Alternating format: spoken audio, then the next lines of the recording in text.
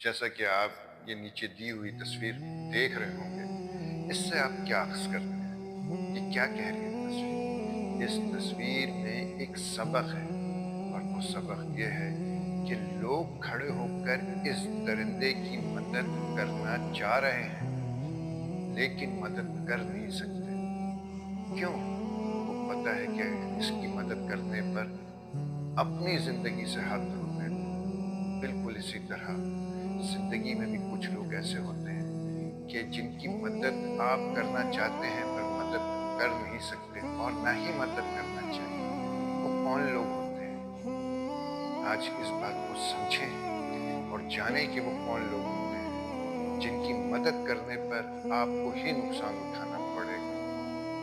इनमें से सबसे पहले वो लोग होते हैं जो आपकी खुशी में खुद उदास हो जाते हैं।